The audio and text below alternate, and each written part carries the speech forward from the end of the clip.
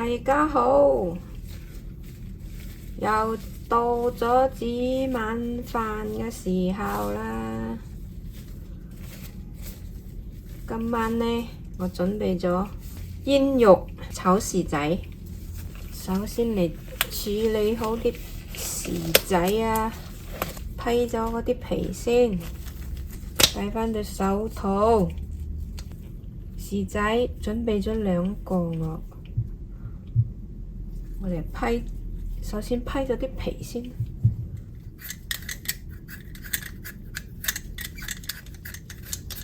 哇，咁快又搞掂！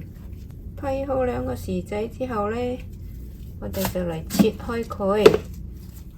薯仔呢，我今日係炒絲，所以呢就切絲啦。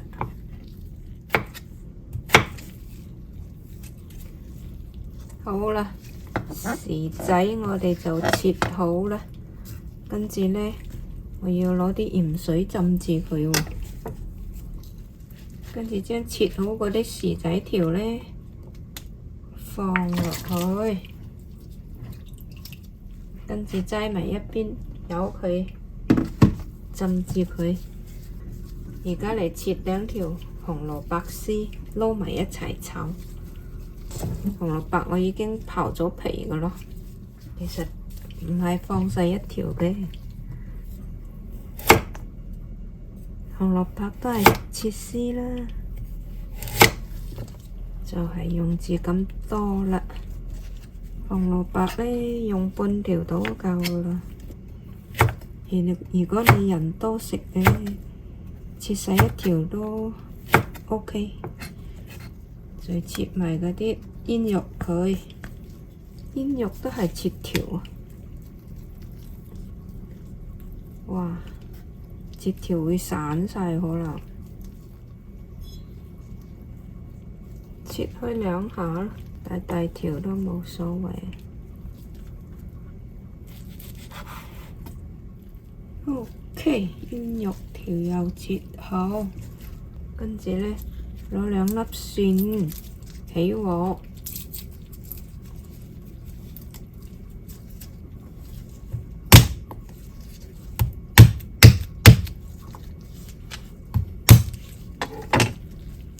都係切蓉啦。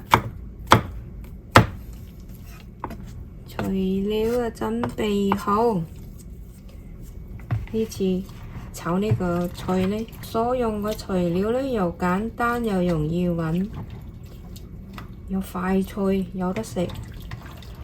好，我哋將啲材料拎過嚟，準備炒佢。好啦，開爐炒啦，將啲蒜蓉倒落去。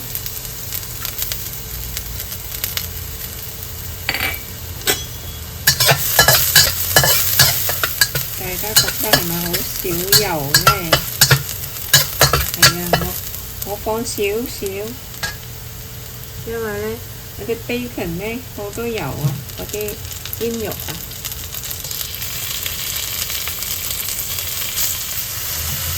好香啊！啲煙肉，好，開返大火。先我見黐鑊呢，所以我收晒少少火。而家開返大火之後，薯仔條放落去，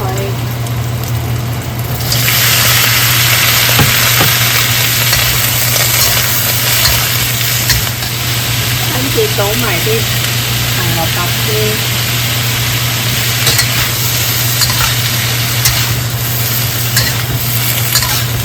跟住放返少少水。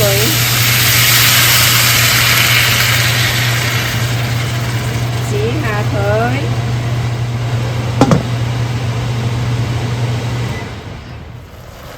煮佢2分鐘呢，我哋就嚟加返少少鹽，少少糖，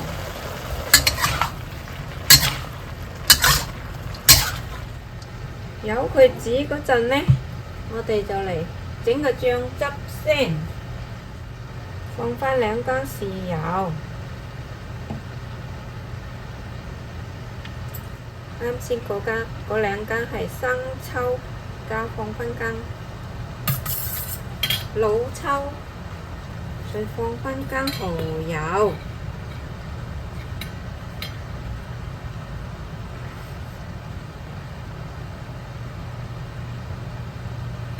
OK，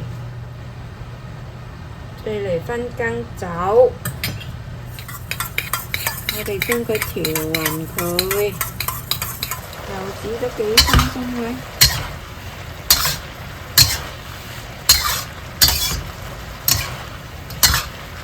已經係得勢㗎啦，熟咗㗎啦，篤一條俾大家睇下。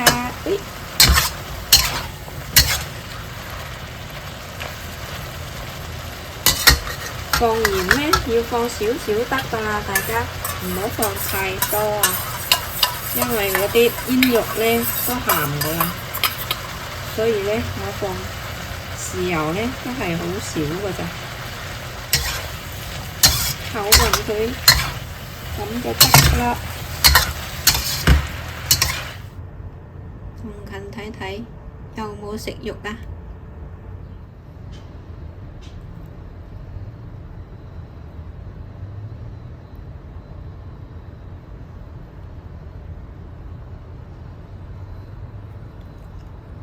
一個煙肉薯條，應該係煙肉薯仔絲。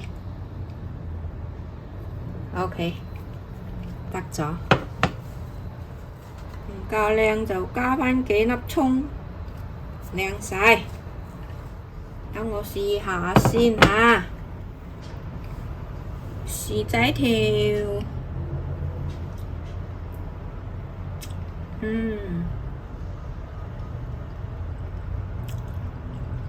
耶！夠晒味道，我覺得嗰啲煙肉同薯仔，哇，真係搭配得好好㗎。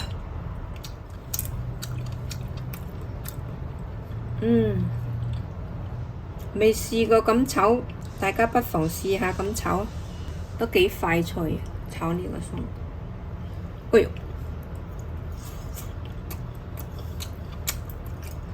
醬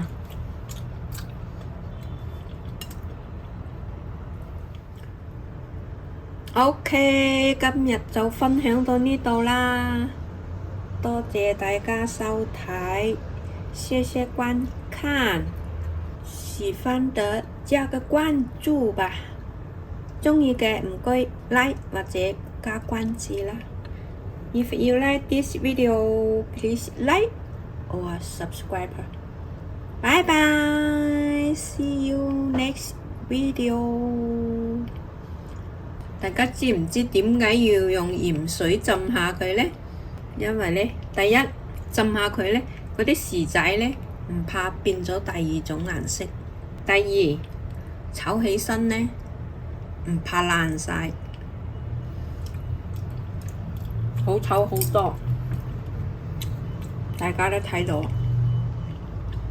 一條條冇爛到，又好食。